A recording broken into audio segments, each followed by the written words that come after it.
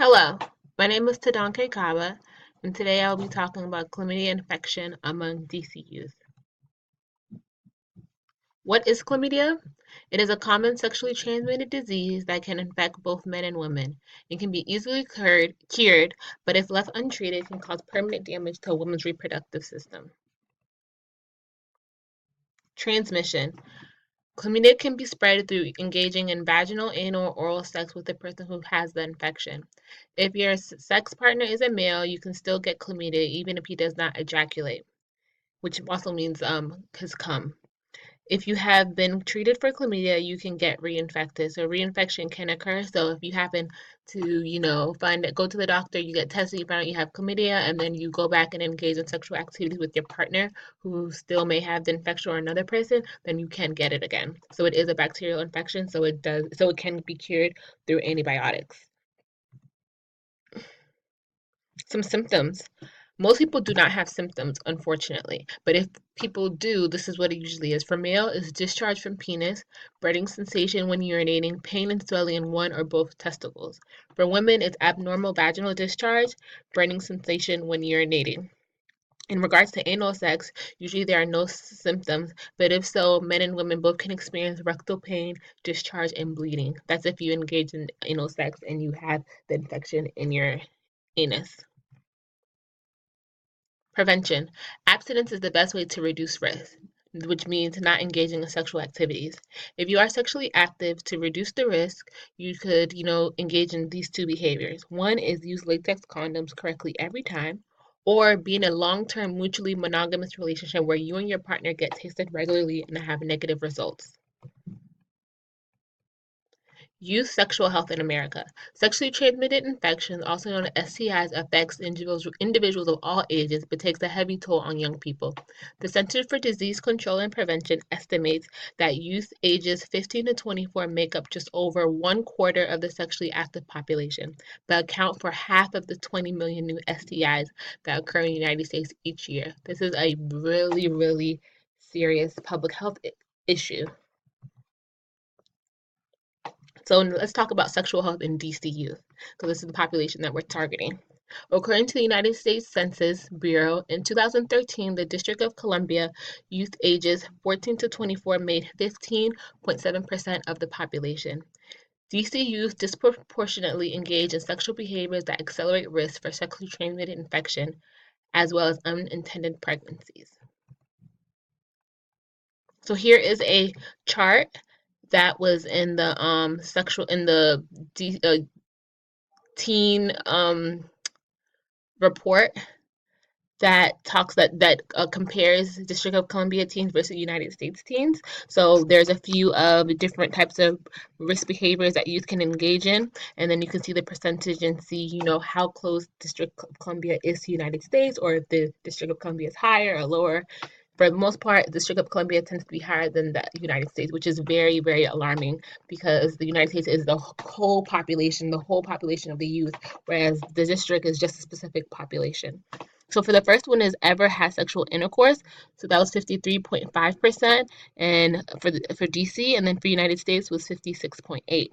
Sexual debut before age 13 was 14.9% in the District of Columbia, and the United States was 5.6. So this is double, even close to triple in the District of Columbia.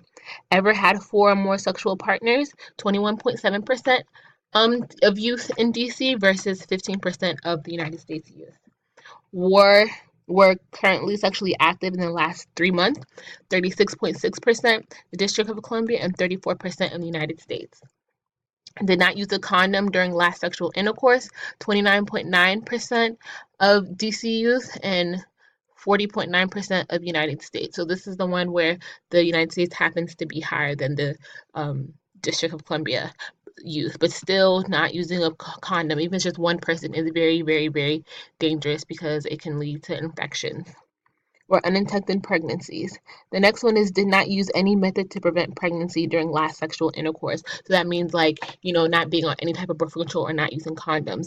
And the District of Columbia is 17%, and then the United States is 13.7%.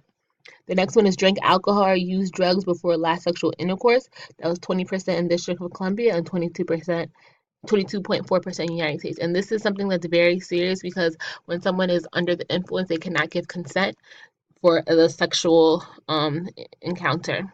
The last one is we're never taught in school about AIDS or HIV infection. So 17.5% of youth and versus 14.7% in the United States.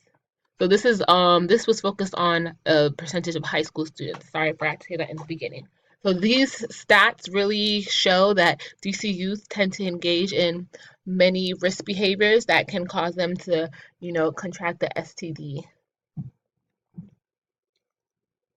So this is the infographic that I've created based on the chlamydia infection among DC youth. I tried to get all the statistics that are very alarming and that will get people's attention when you're talking about this specific public health issue, because this is something that needs to get worked on. We need to decrease the prevalence rate of chlamydia infection among our DC youth. So in the beginning, it's the top part. It just says, what chlamydia is. It's sexually transmitted infection that can infect male and female, can be passed through vaginal, oral, and anal intercourse. Then it gives the stats of United States youth. So the first bubble says 27%. Americans ages 15 to 24 make up just 27% of the sexual active population. And then the second bubble is 50%, but account for 50% of the 20 million new STIs in the US each year. This is very, very, very high because teens teens just make 27% of sexually active population, but they're actually half of the 20 million new STIs that happen in the US. So this means that people are not using protection and are engaging in risky behaviors, having multiple partners, and these infections just keep on contracting people. And the last stat for United States youth is 63%, which equals to 2.9 million youth were newly infected with chlamydia. So stats for the District of Columbia youth. From 2011 to 2015, the district received 34,536 report of chlamydia infection. Among the reported cases, two-thirds were between 15 and 24 years. So that's 65.6%. So that's a very, very, very, very, very high number, and that this shows that this population, is getting infected with chlamydia. Last one is the greatest number of chlamydia cases were reported among persons living in Ward 7 and 8. So that was 42.6%. So District of Columbia is broken up into many wards. It's from 1 to 8. So the 7 and 8 wards are the ones that have the highest number, and this is due to poverty and just the low health clinics, access for patients. So risks that youth face: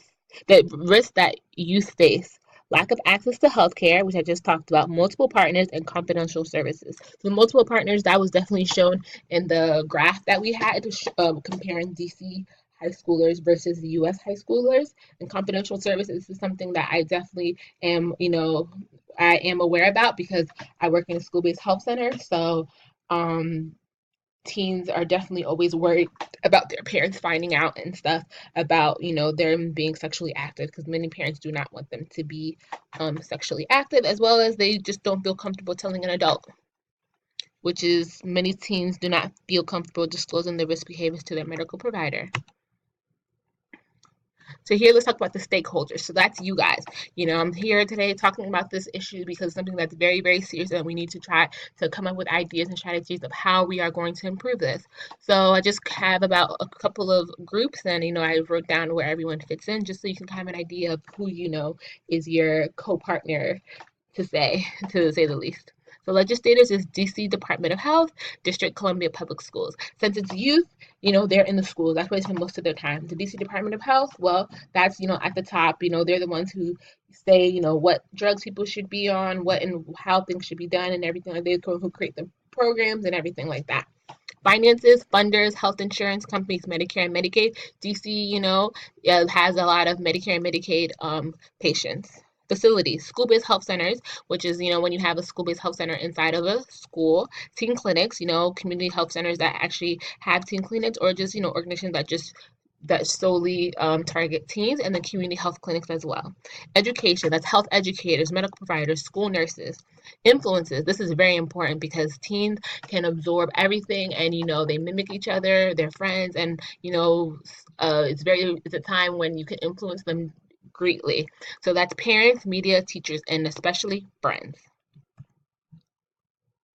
So here's the influence diagram. So in the middle it shows DC youth, and then from there it goes to District of Columbia and Department of Health, and then from there it goes to all the finances departments and sections, and from there it goes to the teen clinics, because once when funding is involved and there's money, then you can build facilities that can provide the services for this population.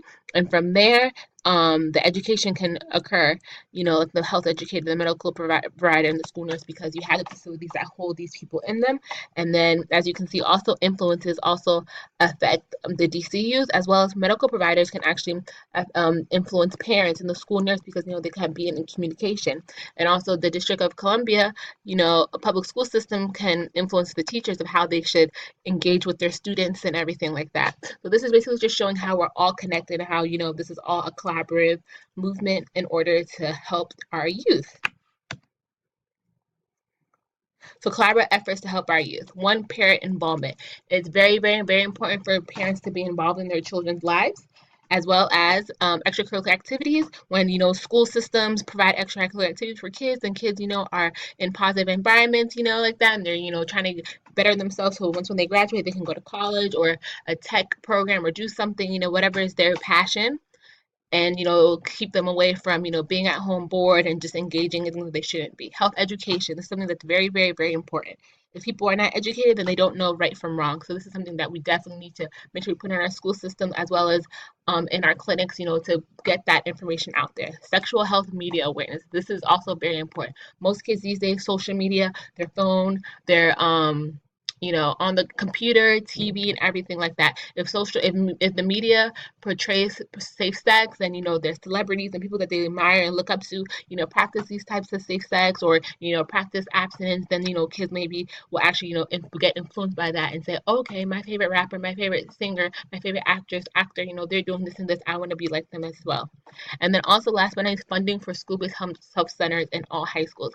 Having a school-based health center inside of a high school would definitely, definitely, definitely help our youth, because they will have access, unlimited access to health services, because the clinic would be inside of their school, so they could just come during lunchtime, before school starts, the end of school starts, or anything. Then they can build a rapport with the case manager, the health educator, the medical provider, the front desk person, and they can actually be able to learn about sexual health. That's something that they may not learn. So I hope that today this was very informative, and we will now all brainstorm and come up with ideas of how we are going to help our youth. Thank you.